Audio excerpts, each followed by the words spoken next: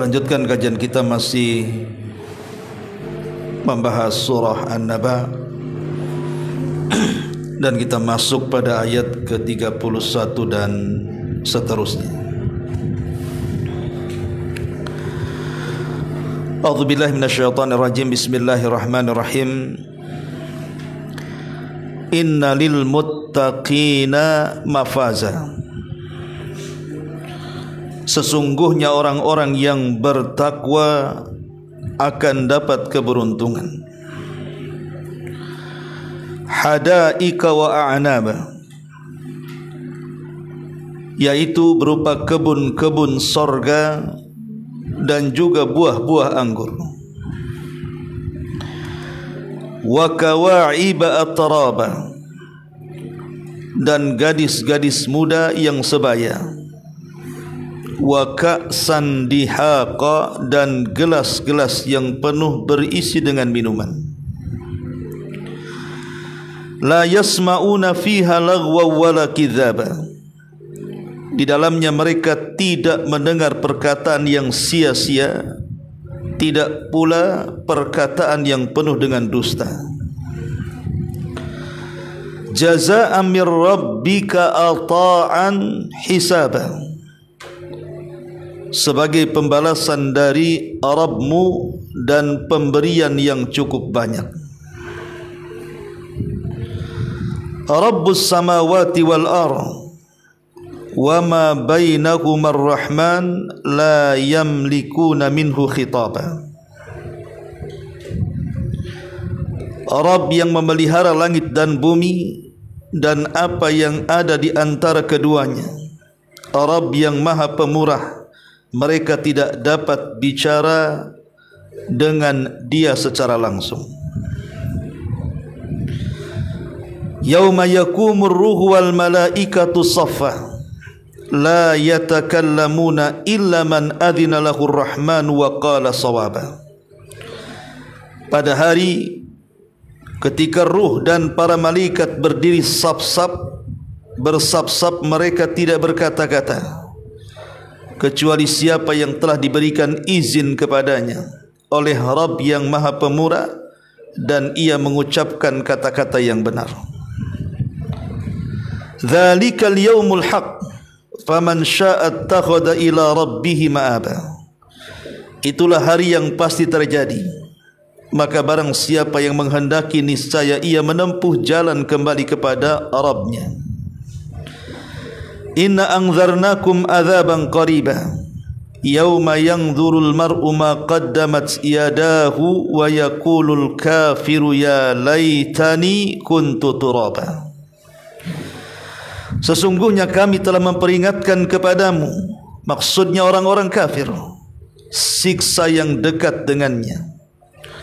Pada hari manusia melihat apa yang telah diperbuat oleh kedua tangannya, dan orang-orang kafir pun berkata, alangkah baiknya sekiranya aku dahulu adalah tanah.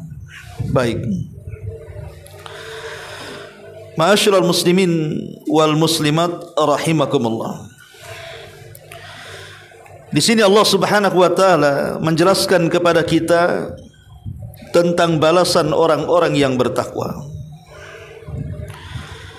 di mana balasan orang-orang yang bertakwa, mereka akan mendapatkan sorga yang dijanjikan Allah Subhanahu wa taala kepada mereka. Makanya banyak di dalam Al-Quran itu kalimat u'iddat lil muttaqin, bahwa sorga itu diperuntukkan untuk orang-orang yang bertakwa. Bahkan para ulama ketika mendefinisikan apa itu sorga, ulama banyak yang mengatakan sorga adalah darun a'addallahu lil muttaqin waliman asa minal muwahhidin. Jadi sorga itu satu tempat yang diperuntukkan untuk orang-orang yang bertakwa dan untuk ahli maksiat dari kalangan ahli tauhid. Dari definisi ini kita tahu bahwa orang yang masuk sorga itu ada dua kelompok. Kelompok yang pertama, orang-orang yang direct masuk sorga tanpa singgah di neraka. Mereka lah orang-orang yang bertakwa. Dan kelompok yang kedua, mereka masuk sorga tetapi sebelumnya singgah di neraka, dan mereka adalah orang-orang yang bermaksiat dari kalangan ahli tauhid. Makanya sorga adalah darun a'addallahu lil muttaqin waliman asa minal muwahhidin. Sorga itu satu rumah, satu tempat yang diperuntukkan untuk orang-orang yang bertakwa dan ahli maksiat dari kalangan tauhid. Di sini Allah Subhanahu wa taala mengatakan innalil muttaqina mafaza. Sesungguhnya bagi orang-orang yang bertakwa, mereka akan mendapatkan keberuntungan. Apa keberuntungan orang-orang yang bertakwa di sini? Terhindar dari neraka dan dimasukkan ke dalam surga. Itulah yang disyaratkan dalam Al-Quran, faman zuhziha 'anil nar wa udkhilal jannata faqad faza wa mal hayatud dunya illa mataul ghurur. Siapapun yang diselamatkan dari neraka dan dimasukkan ke dalam surga, maka sungguh dia telah beruntung. Dan tidak ada keberuntungan yang secara hakikat betul-betul beruntung kecuali orang-orang yang mereka dimasukkan oleh Allah ke dalam surga. Ma'asyiral muslimin yang dimuliakan Allah Subhanahu wa taala, takwa sendiri disebutkan oleh para ulama secara bahasa adalah menjadikan kita dengan azab Allah Subhanahu wa taala itu dinding ataupun benteng. Itulah makna takwa. Menjadikan kita dengan azab Allah itu ada dinding pemisah. Jadi kalau kita berusaha untuk membuat dinding pemisah antara kita dengan azab Allah Subhanahu wa taala, maka kita sedang berusaha bertakwa kepada Allah Subhanahu wa taala. Makanya kalau ada kalimat ittaqillah, bertakwalah engkau kepada Allah, artinya ij'al bainaka wa baina azabillahi wiqayah. Jadikan antara dirimu dan azab Allah itu benteng. Itu kalau ada orang menasihati kita, atau ketika mungkin seorang khatib di hari Jumat berkhutbah. Karena di antara rukun Jumat itu adalah memberikan nasihat untuk menambah ketakwaan di hari Jumat. Kalau kita mendengar kalimat bertakwalah, mari kita tingkatkan ketakwaan, artinya mari kita jadikan antara kita dengan azab Allah itu benteng, supaya jangan kemudian kita masuk ke dalam azab Allah Subhanahu wa taala. Ma'asyiral muslimin yang dimuliakan Allah Subhanahu wa taala, satu hari seorang laki-laki datang kepada Abu Hurairah radhiyallahu anhu, kemudian mengatakan, "Ya Abu Hurairah, mat taqwa?" Wahai Abu Hurairah, apa itu takwa? Maka Abu Hurairah radhiyallahu anhu mengatakan, "Hal akhadta tariqan dzata syaukin?" Abu Hurairah mengatakan kepada orang ini, "Apakah engkau pernah melalui satu jalan yang di jalan itu penuh dengan duri berduri?" Qala, maka orang ini mengatakan, "Na'am." Maka Abu Hurairah mengatakan, "Fa kaifa tasna idza ra'aita syauka?" Bagaimana pendapatmu jika engkau sedang berjalan di situ, tampaklah duri di hadapanmu? Maka orang ini mengatakan, "A'dilu anha." Pasti aku akan menghindar. Tidak mungkin aku pijak duri itu. Maka Abu Hurairah radhiyallahu anhu mengatakan, "Zakat taqwa." Itulah arti daripada takwa, menghindar duri. Itulah takwa, artinya menghindar duri di sini, menghindar dari perkara-perkara yang menyebabkan kita diazab Allah Subhanahu wa taala. Tentu yang menyebabkan kita diazab adalah pelaku maksiat. Jadi menghindar dari maksiat itu artinya ketakwaan, kata Abu Hurairah radhiyallahu anhu. Dan Ali bin Abi Thalib radhiyallahu anhu juga mendefinisikan takwa artinya al-khawfu minal jalil. Seseorang takut kepada Allah. Wal amalu bitanzil, berusaha mengamalkan apapun yang diturunkan Allah. wal qana'atu bil qalil, dan berusaha untuk qanaah, redha dengan yang sedikit yang Allah berikan kepada kita, wal isti'dad li yaumir rahil, dan persiapan untuk setelah kehidupan, setelah kematian. Itulah takwa menurut Ali bin Abi Thalib radhiyallahu anhu. Dan banyak definisi takwa yang disebutkan para ulama. Lah orang-orang yang bertakwa di sini Allah Subhanahu wa taala, Allah akan berikan sebuah keberuntungan. Apa keberuntungan orang-orang yang bertakwa? Hadaiqa wa a'naba, yaitu kebun-kebun dan buah anggur. Maksudnya kebun-kebun di sini artinya sorga. Sorga dalam bahasa Arab disebut jannah. Jannah itu diambil dari dua kata, jim dan nun. Dan sesuatu yang terambil dari dua kata jim dan nun artinya sesuatu yang tidak tampak, seperti janin, karena tidak tampak di perut ibu. Atau al-jin, jin itu makhluk selain manusia, kita tidak bisa melihat jin, termasuk jannah. Kenapa sorga disebut jannah? Karena sorga itu dipenuhi dengan pepohonan yang rindang. Pepohonan yang rindang, kebun yang penuh dengan pepohonan, buah-buahan yang jumlahnya tidak ada yang tahu kecuali Allah, termasuk jenisnya, warnanya, rasanya, tidak ada yang tahu kecuali Allah Subhanahu wa taala. Sehingga sorga itu tertutup oleh pepohonan, maka disebut jannah. Itulah hadaik namanya, hadaik wa anaba. Kemudian Allah mencontohkan satu buah-buahan, yakni buah anggur. Buah-buahan di sorga bukan hanya buah anggur saja, macam-macam buah-buahan. Tetapi Abdullah ibn Abbas radhiyallahu anhuma mengatakan, perbedaan buah-buahan di sorga dengan buah-buahan di dunia itu hanya sekedar di nama saja. Mungkin di dunia ada pisang, di sorga ada pisang. Di dunia ada kurma, di sorga ada kurma. Di dunia ada anggur, kemudian di sorga ada anggur, dan begitu seterusnya. Hanya persamaan nama saja, bukan persamaan hakikat, bukan persamaan rasa, dan bukan persamaan bentuk. Karena kenikmatan sorga itu tidak bisa dilihat mata, didengar telinga, terlintas dalam pikiran pun tidak bisa, saking nikmatnya. Termasuk juga buah-buahan dan segala jenisnya. Hadaiqa wa anaba. Kemudian di antara kenikmatan sorga yang akan diberikan kepada orang-orang yang bertakwa, wa kawa'iba atraba, dan akan diberikan gadis-gadis muda yang rata-rata sebaya. Ahli tafsir mengatakan, ada yang mengatakan kawaib. Kawaib itu artinya gadis-gadis, yang buah dadanya itu masih berdiri, karena kalau sudah melahirkan apalagi menyusui biasanya jatuh. Maksudnya untuk menarik kenikmatan bagi orang-orang yang masuk ke dalam sorga. Adapun kalimat atrab artinya sebaya.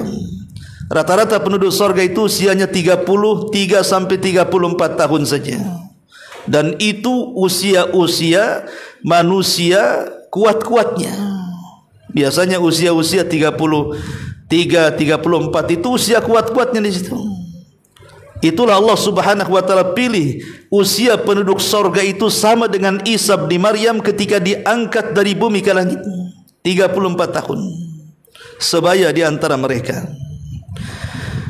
Dan di sini bidadari sorga saja sudah sedemikian cantiknya. Bagaimana pula wanita-wanita dunia yang karena ibadahnya mereka masuk ke dalam sorga.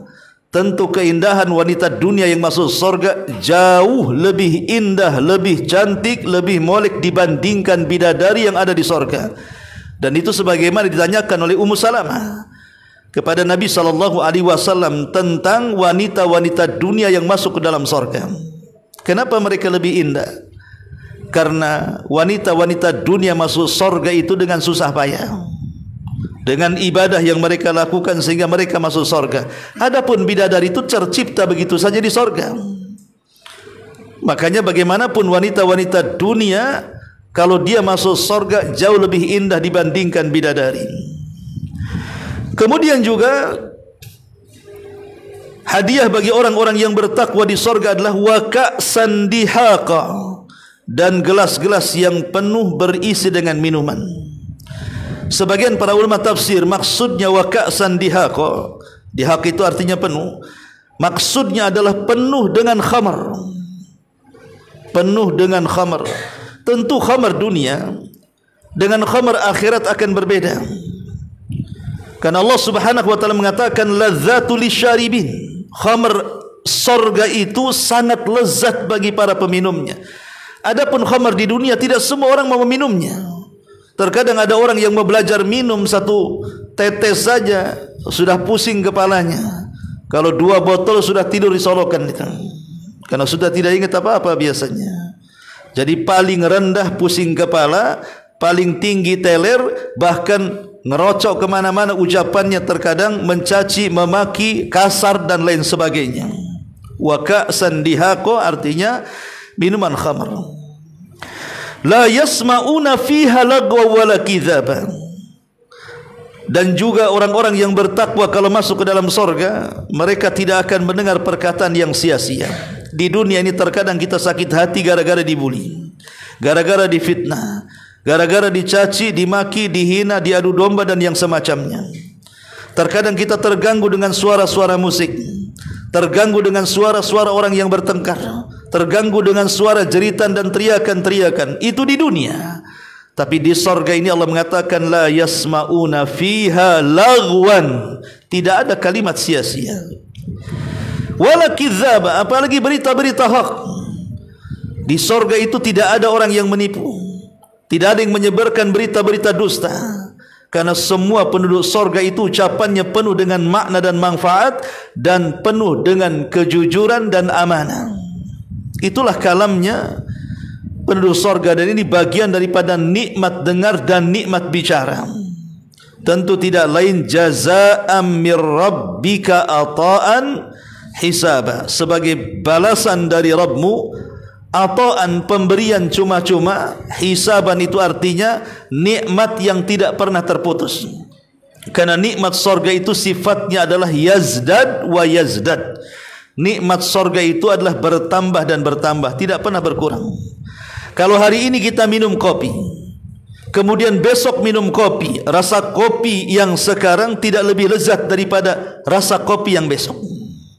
Kemudian besok minum kopi yang sama, lusanya juga minum kopi, maka kopi yang besok tidak lebih lezat dibandingkan kopi yang lusanya, dan begitu seterusnya. Kenikmatannya itu makin bertambah, bertambah, bertambah, la yanqati, tidak mungkin terputus. Itulah makna ata'an hisaba. Tapi lihat, kenikmatan dunia ini ada batasnya. Sesuatu yang ada di dunia ini, nikmat bentuk apapun, ada batasnya. Seseorang diberikan oleh Allah ketampanan, sampai kapan dia tampan? Kalau sudah usia 80-70 tahun, sudah tidak ada lagi orang tampan.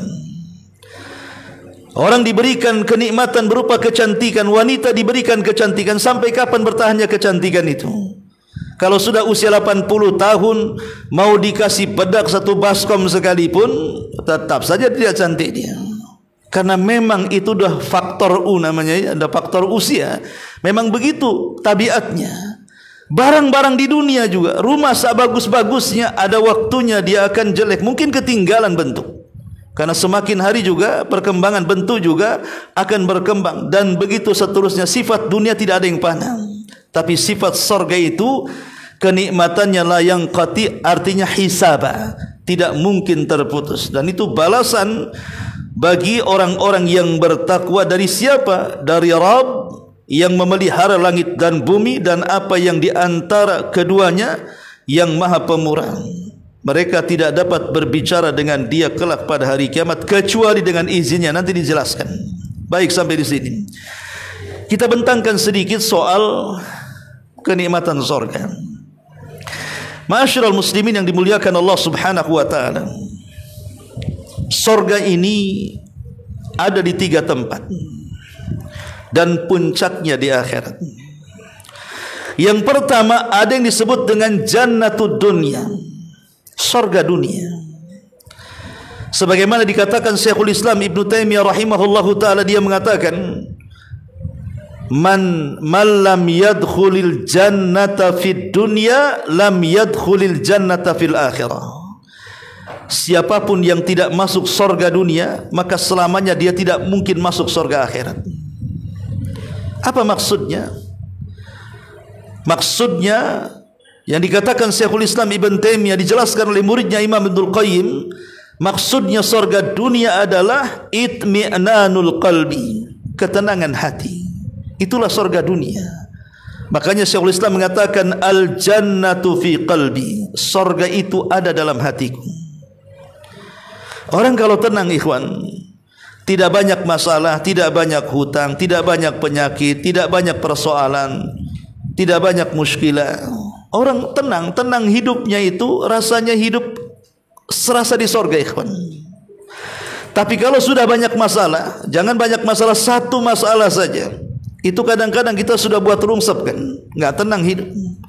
Sehebat apapun rumah antum bangun, segedong apapun, selebar apapun, secanggih apapun, berbagai macam perabotannya sangat luar biasa modern, tapi kalau hati tidak tenang, betapa banyak orang-orang kaya tidak kerasan tinggal di rumahnya.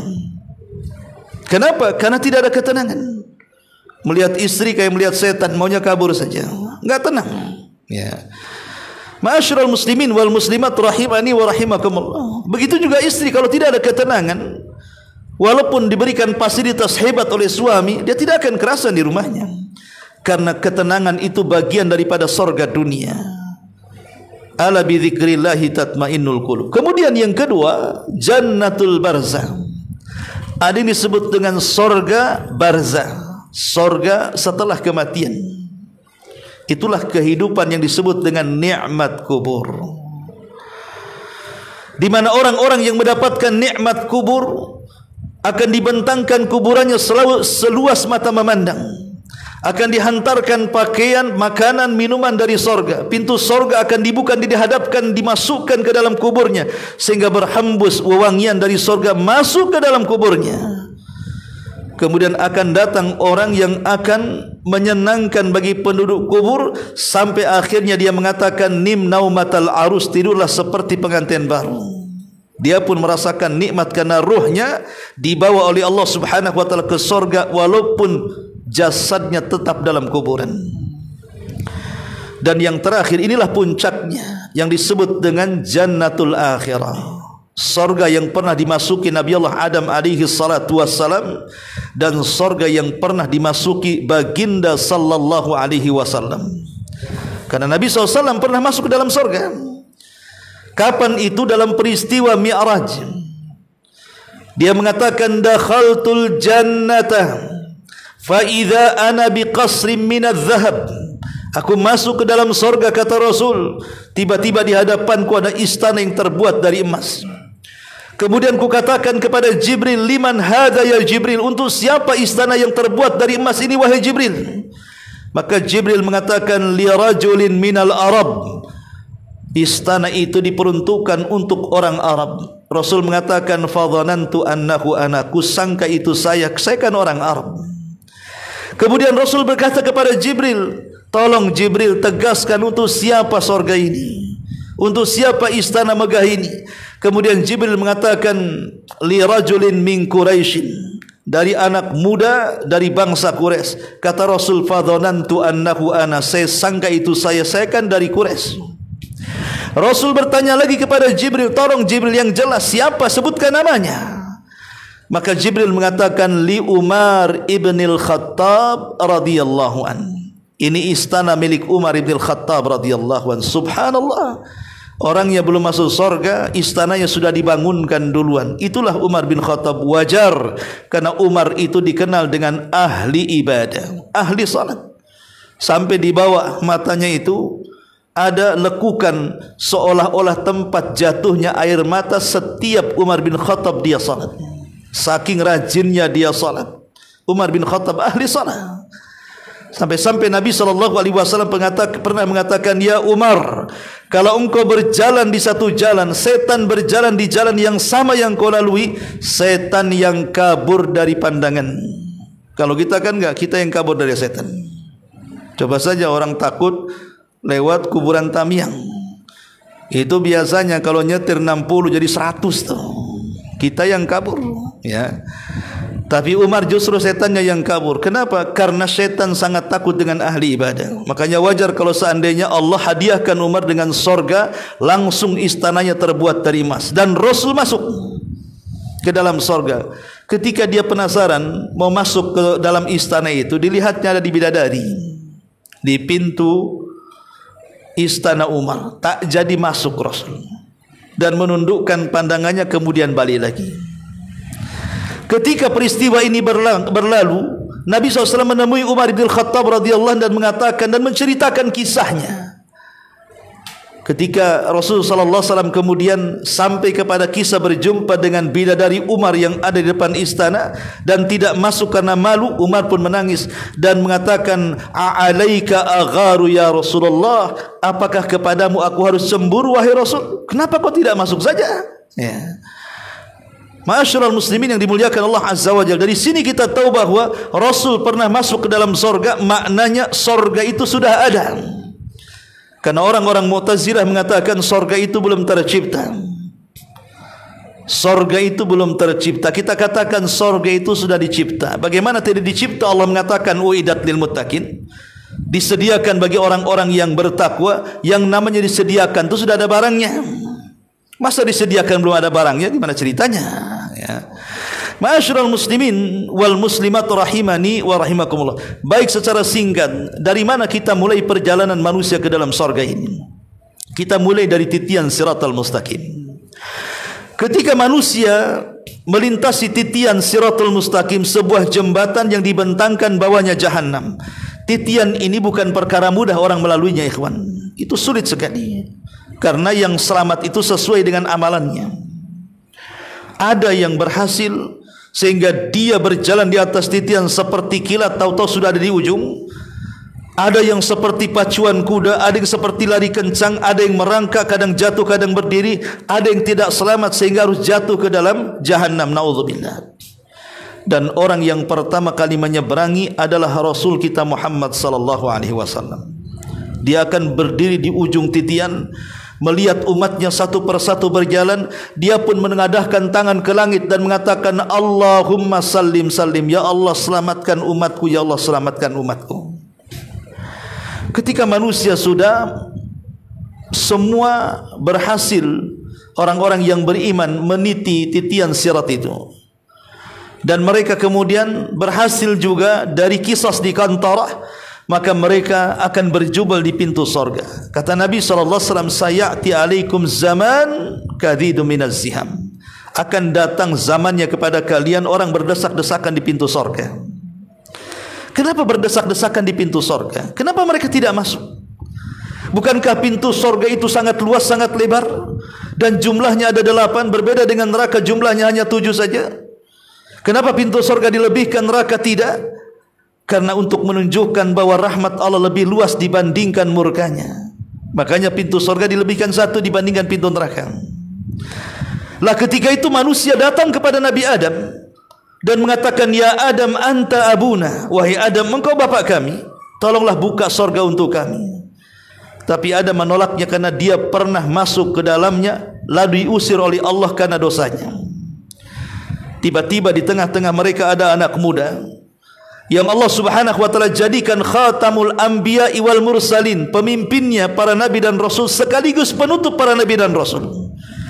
Rasul kita Muhammad sallallahu alaihi wasallam mulai dia mendekati pintu-pintu sorga dan mengetuk satu persatu. Ketika Nabi sallallahu alaihi wasallam mengetuk pintu sorga dan dia pun mengucapkan salam, penjaga pintu sorga malaikat Ridwan mengatakan, man, siapa kamu? Maka Nabi SAW mengatakan, ana Muhammad. Lihat, Rasul SAW mengajarkan kepada kita sifat tawadhu. Dia tidak mengatakan saya Nabi, saya Rasul, saya ulul azmi, saya khatamul anbiya wal mursalin. Tidak, titel-titel itu oleh Rasul tidak disebutkannya. Padahal itu titel-titel yang paling mulia di dunia. Tapi Rasul mengatakan, ana Muhammad, saya adalah Muhammad. Inilah sifat tawadhu. Jangan seperti orang-orang sekarang baru sampai tingkat RT saja, saya RT, saya RW, saya lurah, saya camat. baru disebut namanya, titelnya dulu baru namanya. Tidak ada tawadhu'nya. Ya. Tapi Nabi SAW mengatakan, ana Muhammad, saya Muhammad. Maka malaikat Ridwan mengatakan, bika umir alla aftah li ahadin qablaka qat. Karenamu ya Muhammad, aku dilarang membuka pintu ini kecuali kau yang minta. Maka seluruh pintu sorga dibuka, dan masing-masing pintu sorga Allah letakkan penyeru, dan masing-masing penyeru akan menyerukan kepada ibadah-ibadah yang dilakukan oleh manusia sesuai dengan kebiasaannya. Kalau dia ahli salat, maka akan dipanggil dari pintu salat. Kalau dia ahli sedekah, ahli zakat, maka akan dipanggil dari pintu zakat. Kalau dia ahli haji, dipanggil dari pintu haji. Kalau dia ahli puasa, maka akan dipanggil dari pintu rayyan, dan begitu seterusnya. Karena manusia ini kan keahlian ibadahnya beda-beda, ikhwan. Ada yang tahan lapar, suka dia puasa, tapi tak tahan ngantuk, tak suka pula salat malam. Ya. Ada orang yang jarang ngantuan, suka dia tahajud, tapi laparan, tak bisa dia puasa. Ya. Ada yang kemudian dia orangnya suka kasihan sehingga mudah sedekah, tapi ngantuan, tahajud tidak, laparan, puasa pula tidak, kan gitu ya. Ibadah orang itu sesuai dengan seleranya, kan. Makanya kenapa pintu sorga itu disesuaikan dengan selera ibadahnya. Kalau banyak solatnya, ya dipanggil dari solat pintu solat. Banyak sedekahnya, dipanggil dari pintu sedekah. Banyak puasanya, dipanggil dari pintu rayyan, dan begitu seterusnya. Ketika penduduk sorga mulai masuk dari pintu masing-masing, maka malaikat di dalam sorga, mereka pun menyambut kita dan mengucapkan salam, sebagaimana Allah katakan, salamun alaikum bima sabartum fa ni'ma uqbaddar. Keselamatan bagi kalian wahai penduduk sorga karena kesabaran kalian di dunia. Kalian sabar dengan perintah, kalian sabar dengan larangan, kalian sabar dengan takdir Allah Subhanahu wa taala. Inilah balasan kalian. Maka mereka pun masuk ke dalam sorga, pintu sorga ditutup. Ketika itulah Rasul mengatakan, idza dakhala ahlul jannatal jannah wa dakhala ahlun narun nara. Apabila penduduk sorga masuk ke dalam sorga, penduduk neraka masuk ke dalam neraka, ji'a bil mauti ala suratil kabsi. Didatangkan kematian dalam bentuk kambing gibas. Fayudhbah, kemudian disembelih kambing itu. Maknanya disembelih kematian. Kalau kematian disembelih artinya tidak ada kematian lagi. Maka penyeru ini setelah menyembelih kambing sebagai simbol tidak ada kematian, maka diserukan kepada penduduk sorga, ya ahlal jannah la mautalakum, wa ya ahlan nar la mautalakum. Hei penduduk sorga, tidak ada kematian lagi. Sebagaimana kalian penduduk neraka tidak ada kematian lagi. Kalian penduduk sorga nikmat dengan kenikmatannya, dan penduduk neraka tersiksa dengan azabnya.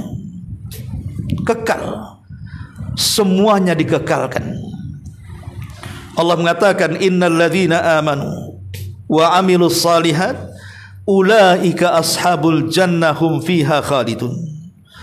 Orang-orang yang beriman dan beramal saleh, maka mereka akan dimasukkan ke dalam sorga dan mereka dikekalkan di dalamnya. Adapun walladzina kadzdzabu biayatina ulaika ashabun nar hum fiha khalidun. Orang-orang yang mendustakan ayat-ayat kami, maka mereka akan dimasukkan ke dalam neraka dan mereka pun dikekalkan di dalamnya. Semua kekal, baik yang masuk surga ataupun yang masuk neraka, dua-duanya dikekalkan atas kehendak Allah. Allah yang mengekalkan mereka, bukan mereka kekal sendiri. Kalau mereka kekal sendiri, lalu apa bedanya dengan kekalnya Allah Subhanahu wa taala? Mereka tidak kekal dengan sendirinya. Allah yang membuat mereka kekal. Kekekalan mereka tergantung kepada zat yang maha kekal, Allah Subhanahu wa ta'ala. Semua manusia masuk dari pintu sorga masing-masing, kemudian ditutup pintunya dan tidak akan pernah keluar selamanya. Pertanyaannya, adakah manusia yang masuk dari semua pintu? Ada. Siapa dia? Abu Bakar Siddiq radhiyallahu anhu. Rasulullah SAW mempersilahkan Abu Bakar masuk dari semua pintu. Kenapa? Karena Abu Bakar itu membidangi semua amalan. Kalau cerita puasa, dia ahlinya. Kalau cerita sedekah, dia ahlinya. Kalau cerita solat, dia ahlinya. Kalau cerita amalan-amalan sosial, dia ahlinya. Semua ahli. makanya dia berhak masuk surga dari 8 pintu yang dia sukai. Siapa lagi? Ibu-ibu. Ini nasihat buat ibu-ibu. Ibu-ibu bisa masuk ke dalam surga dari 8 pintu, itu lebih mudah dibandingkan bapak-bapak. Karena bapak-bapak ini sudah masuk dari 1 pintu saja sudah syukur. Karena bapak-bapak ini harus punya keahlian, minimalnya ahli solat dipanggil dari pintu solat, ahli jihad dipanggil dari pintu jihad, ahli zakat dipanggil dari pintu zakat, ahli puasa dipanggil dari pintu puasa. Laki-laki masuk surga itu masuk dari semua pintu agak repot, tapi wanita masuk surga dari 8 pintu itu mudah. Nabi SAW mengatakan, "Idza sallatil mar'ata khamsaha wa shamat syahraha wa ata'at ba'laha wa hafizat farjaha qila laha udkhulil jannah min ayyi abwabis samaniyati sya'at." Kata Nabi SAW, apabila seorang wanita menjaga salat 5 waktunya, menjaga puasa Ramadannya, taat dengan suaminya, menjaga kehormatan dan kemaluannya, kata Allah, silahkan masuk dari 8 pintu surga yang ia sukai. Pertanyaannya, bukankah laki-laki juga harus menjaga solat 5 waktu? Ya, tapi perempuan harus lebih menjaga. Kenapa? Karena wanita itu ada kalanya datang waktu haid. Sudah tahu ini udah dekat-dekat haid. Wanita kan sudah tahu kebiasaannya. Biasanya akhir bulan atau mungkin agak awal atau akhir. Yang jelas setiap bulan dia tahu kebiasaannya. Kalau sudah mendekati kebiasaannya, jangan diulur-ulur waktu solat. Datang zuhur langsung solat. Nanti takutnya diulur-ulur mendekati asar mau solat zuhur, tahu-tahu haid keluar. Makanya kenapa wanita harus lebih menjaga solat 5 waktunya. Puasa Ramadan juga sama. Wanita itu setiap bulan Ramadan pasti punya utang, minimalnya waktu ketika dia haid 5 hari seminggu, paling banyak 10 hari atau fullnya mungkin 15 hari. Tapi itu jarang. Ya, kadang-kadang setelah Ramadan malas untuk diqadha. Diqadhanya tahun depan, dekat dengan Ramadan di bulan Sya'ban baru sibuk, oh saya punya utang. Itu pun tidak lekas di permulaan Sya'ban. Sudah dekat-dekat Ramadan baru teringat mau qadha. Ketika mau qadha haidnya keluar. Akhirnya utang 2 tahun berturut-turut. Makanya seorang wanita harus lebih menjaga puasa Ramadannya. Kemudian yang ketiga, menjaga suaminya. Karena setelah ketaatan kepada Allah, tidak ada yang ditaati oleh seorang istri kecuali suami. Kemudian jaga kehormatan dan kemaluannya. Karena suami ini kan sering keluar, bekerja di mana-mana. Terkadang ada yang 1 minggu, 2 minggu, 1 bulan, 2 bulan, 1 tahun, 2 tahun, kadang-kadang jauh kerjanya baru pulang. Sehingga dia harus menjaga kehormatan dirinya dan juga kemaluannya. Dia harus setia dengan suaminya. Ma'asyiral muslimat yang dimuliakan Allah Azza wa Jalla, kalau 4 syarat terpenuhi, kata Rasul, silahkan masuk surga dari 8 pintu. Luar biasa. Ya. Ma'asyiral muslimin yang dimuliakan Allah Azza wa Jalla, ketika penduduk surga masuk ke dalam surga, yang pertama kali tentu dipakaikan pakaian 7 lapis dari pakaian sutra. Min istabrak, dari pakaian sutra yang tipis dan tebal. 7 lapis diletakkan di pakaian kita. Karena penduduk surga itu, ikhwatu fiddin, bukan seperti postur kita hari ini. Semua orang yang masuk surga itu posturnya seperti Adam. Berapa Adam itu posturnya? 60 hasta ke atas, kemudian 7 hasta melebar. Tinggi, besar, lebar. Itulah posturnya Adam. Ya, sekitar 30 meter, 3 kali meter setengah. Ya, dan semua dibentuk seperti bentuk ayahnya. Ingat, Adam itu manusia terganteng satu dunia. Karena Nabi Yusuf saja yang mewarisi separuh ketampanan Adam, wanita-wanita sudah bisa ngiris telunjuknya tuh. Dan tidak terasa kalau telunjuknya kemudian teriris dengan pisau karena melihat Nabi Yusuf yang tampan. Padahal Yusuf itu hanya mendapatkan separuh ketampanan Adam. Bagaimana dengan Adam alaihi salatu wassalam? Sementara penduduk surga itu ala surati Adam, semua dibentuk seperti Adam, tampan-tampan, cantik-cantik seperti Hawa. Ya. Sehingga kalau dipakaikan kemudian 7 lapis pakaian, maka sangat indah, gagah bak seorang raja yang akan duduk di singgasana. Baru setelah itu dihidangkan makanan. Yang pertama kali dihidangkan adalah kabidil hut, hati daripada ikan paus. Apa hikmahnya? Wallahu alam. Ada yang mengatakan ya, ada yang mencari-cari hikmahnya. Kenapa Allah Subhanahu wa taala memberikan hati ikan paus ketika orang masuk dalam sorga? Itu pula makanan pertama. Karena perjalanan akhirat itu melelahkan. Mulai dari bangkit dari kubur, kemudian berdiri padang mahsyar, di situ ada mizan, ada hisab, ada macam-macam kan? Ada titian sampai kontor, sampai masuk ke dalam sorga. Lelah dia dalam berjalan. Sehingga ada yang mengatakan bahwa kabidil hut itu untuk mengembalikan stamina. Ya, untuk mengembalikan stamina yang lelah. Setelah makan itu semua bugar, hilang penyakit, hilang semuanya. Ya. Ada yang mengatakan seperti itu. Ya, itu ijtihad ulama kan gitu ya. Walaupun tidak diketahui hikmahnya, sudah samina wa ta'na saja. Pokoknya yang pertama dimakan adalah kabidil hut. Kemudian yang pertama diminum adalah zanzabil. Tahu zanzabil? Air jahe.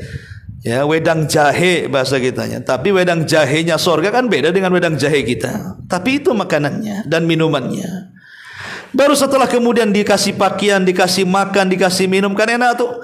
Baru dipersilahkan untuk masuk ke istananya. Ingat, tidak perlu tanya kepada orang mana istana saya.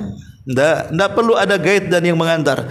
Penduduk sorga itu lebih hafal sorganya dibandingkan rumahnya di dunia. Penduduk sorga lebih hafal di mana istananya dibandingkan rumahnya di dunia. Sehingga tidak perlu diantar. Sudah tahu itu istana dia. Dan setiap orang yang masuk ke dalam sorga itu minimalnya diberikan 2 istana. Allah mengatakan waliman khafa maqama rabbihi jannatan. Bagi orang yang takut kepada Rabbnya, maka dia akan diberikan 2 sorga, maksudnya 2 istana. Tentu istana yang pertama solid milik dia, dan istana yang kedua adalah warisan orang-orang kafir yang masuk neraka dan tidak akan dihuni selamanya, maka diwariskan kepada orang-orang yang beriman. Tilkumul jannah uristumuha, kata Allah. Itulah sorga yang diwariskan orang kafir kepada orang-orang yang beriman. Jadi minimalnya sorga itu ada 2 istana minimal, ya ada yang 3, 4, 5 sesuai dengan amalannya. Karena istana di sorga itu juga dibangun di dunia masalahnya. Dibangun dengan cara apa? Dibangun dengan amalan kita. Kata Nabi, man bana lillahi baitan fil ardi banallahu lahu baitan fil jannah. Siapa yang membangun satu rumah Allah di bumi, maksudnya masjid, Allah bangunkan satu istana di sorga. Jadi membangun istana di sorga itu di dunia dibangunnya. Atau barang siapa yang mengucapkan qul huwallahu ahad Allahus samad lam yalid wa lam yulad wa lam yakul lahu kufuwan ahad fi yaumin wa lailatin 10 marrat, sehari semalam 10 kali, banallahu lahu qasrun fil jannah. Allah bangunkan istana di sorga. Dan banyak amalan-amalan yang dengan amalan itu tanpa sadar kita sudah memperbanyak bangunan di sorga, istana di sorga. Baru setelah kemudian melihat sorganya, melihat istananya, di mana semua bahan bakunya terbuat dari emas dan perak, bahkan tanahnya saja dari misik. Tanah sorga itu dari misik. Wa milatuha miskun, kata Rasul. Dan tanahnya, temboknya ini, lantainya itu dari misik. Kita tahu bahwa minyak misik ini minyak termahal di dunia. Wajar kalau seandainya sorga itu harumnya tercium dari jarak sekian dan sekian. Kata Nabi SAW, man qatala mu'ahidan lam yarih raihatal jannah wa inna rihaha la yujadu min masirati kada wa kada. Siapa yang membunuh kafir mu'ahid, maka dia tidak akan masuk ke dalam sorga dan tidak akan mencium bau sorga, padahal bau sorga akan tercium jarak sekian, sekian dan sekian, kata Rasul. Menunjukkan apa? Bau sorga itu sudah tercium dari jauh. Ada yang mengatakan 40 tahun perjalanan. Bahkan bau sorga bisa tercium sampai ke dunia. Ketika perang Uhud, ada seorang sahabat namanya Anas ibn Nadhr radhiyallahu anhu. Melihat kaum muslimin kocar-kacir karena mendapatkan berita Rasul terbunuh, padahal tidak. Dia menyemangati para sahabat dan mengatakan untuk kembali ke barisan. Dan dia mengatakan, wallahi inni la ajidu raihatal jannah min kibalil Uhud. Kembali kalian, demi Allah aku sudah mencium bau sorga di balik bukit Uhud ini, katanya. Lihat, bau sorga sampai ke bukit Uhud, artinya sampai ke dunia. Ya, ma'asyiral muslimin yang dimuliakan Allah Azza wa Jalla. Kemudian ketika sudah masuk ke dalam sorga, Allah berikan bidadari yang tadi yang sebaya. Ya, ada yang mengatakan diberikan paling sedikit 70 bidadari. Dari setiap 70 bidadari, setiap satunya bidadari diikuti 70 dayang. Satu orang diberikan 70 bidadari. Setiap satu bidadari diikuti 70 dayang. Setiap dayang diikuti 70 pembantu. Semuanya halal untuk antum. Ya. Halal, surga halal. Ya. Bagaimana dengan wanita-wanita Ustaz? Enak kali suami saya. Dah 70 bidadari, dari setiap bidadari 70 dayang, setiap satu dayang 70 pembantu, banyak kali perempuan yang di sekitarnya. Ya, karena laki-laki itu di dunia keinginannya dan kenikmatannya cuma satu, Bu. Perempuan. Wanita laki-laki itu kenikmatannya cuma satu, perempuan. Kalau seandainya laki-laki disuruh untuk memilih satu wanita cantik, dua rumah yang cantik, dia masih memilih perempuan, Bu. Coba kalau ibu satu anak tampan tapi kere gitu ya, satu rumah cantik disuka jadi, ibu pilih mana? Pasti ibu pilih rumah. Karena kenikmatan perempuan itu bukan semerta-merta ke laki-laki saja. Iya, laki-laki suka, tapi perempuan itu suka sandal, suka tas, suka busana, suka rumah, suka perhiasan, macam-macam suka. Kalau laki-laki tidak. Laki-laki itu cuma satu, suka perempuan. Makanya kenapa kalau seorang perempuan diajak berhubungan di malam hari menolak, dilaknat malaikat sampai pagi. Karena memang itu yang disukai laki-laki. Selebihnya tidak ada. Kalau saya boleh analogi seperti ini, kalau seandainya ada laki-laki kemudian dihadapkan dua wanita, yang satu wanitanya jelek, hitam, gemuk, kriwel, pokoknya nggak ada tertarik-tertariknya sama sekali, tapi dia kaya. Yang satu pula miskin, tapi cantik jelita, model luar negeri, pokoknya luar biasa. Pasti laki-laki akan memilih wanita cantik walaupun dia miskin. Coba perempuan, ini ada laki-laki udah gosong tapi miliarder, ini tampan, hidup di Ruli, banyak hutang. Saya kira akan milih yang hitam gosong tapi miliarder. Memang begitu, tabiat wanita memang seperti itu, ya. Ya Bu ya, enggak mungkin. Itulah kenapa Allah Subhanahu wa taala memberikan laki-laki di sorga itu banyak perempuan, karena kesukaannya itu. Tapi perempuan di sorga tentu akan diberikan semua kenikmatan yang ibu tidak rasakan di dunia. Ma la ainun ra'at wala udhunun sami'at wala khatara ala qalbi bashar. Kenikmatan yang tidak pernah dipandang mata, didengar telinga, terlintas dalam otak manusia pun tidak bisa dipikirkannya. Saking nikmatnya. Belum makanannya, di mana makanannya itu luar biasa. Apa yang kita hajatkan sudah ada. Apa yang kita inginkan dikabulkan. Bahkan kalau seandainya seorang petani di dunia, di sorga dia ingin menjadi petani, maka Allah kabulkan. Langsung hari itu dia nanam, hari itu juga dia tumbuh besar, hari itu juga dia berbuah dia. Begitulah penduduk sorga. Jadi seluruh keinginannya Allah Subhanahu wa taala kabulkan. Tetapi ujung daripada seluruh nikmat yang Allah berikan kepada orang-orang yang bertakwa di sorga itu berawal dari sorga dunia ketenangan hati dan berakhir melihat wajah Allah Subhanahu wa taala. Itulah nikmat terbesar, lebih nikmat dibandingkan sorga itu sendiri. Dan tidak mungkin orang masuk sorga kalau orang tidak tenang hatinya. Makanya kalau tenang hati, ibadah pun tenang, solat pun khusyuk, puasa pun enak, cari kerja pun nyaman, hati tenang. Ya, semua bisa dilakukan hati tenang. Ibadah pun bisa betul-betul ikhlas kalau hati tenang. Coba orang yang dikejar-kejar hutang, kadang-kadang solat inna a'tain aja nggak hafal dibolak-balik tuh, karena pusing ntar lagi mau bayar. Pada surat yang biasa dibaca, ya, karena hati nggak tenang kan. Hati nggak tenang itu sama seperti kisah seorang laki-laki yang mau dirampok di padang pasir. Ada orang saleh, dia mengambil jasa muat barang, dia seorang saudagar. Rupanya jasa muat barang ini perampok. Sampai di tengah padang pasir berhenti. Orang soleh ini udah ketakutan karena setiap jalan di padang pasir banyak tulang belulang, tengkorak manusia. Kata jasa pengangkut barang, engkau pasti sudah tahu siapa aku. Akulah perampok di sini.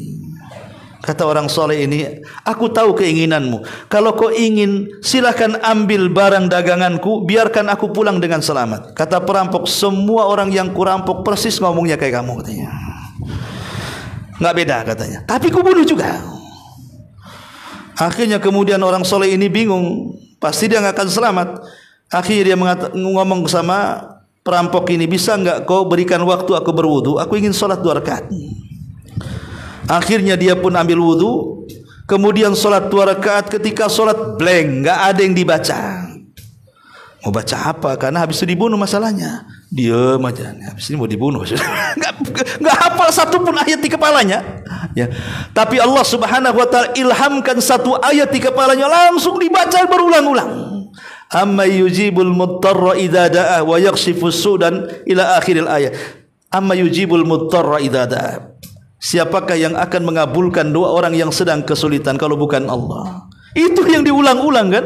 Rupanya datang karamah. Entah dari mana datangnya, datang kuda putih, ada penunggang berpakaian putih, tiba-tiba melaju dengan sangat kencang ke arahnya, nabrak perampok mati kemudian hilang. Dia pun selamat dengan membawa dagangannya. Dan dia ceritakan kepada para ulama di tempatnya, boleh jadi itu malaikat yang Allah kirim untuk menolong. Kisah ini disebutkan oleh Imam Zahabi dalam kitab Sirah Alamin Nubala. Artinya bahwa, lihat bagaimana orang kalau pusing, nggak bisa dibaca kan, semua hilang. Tapi orang tenang itu semua bisa.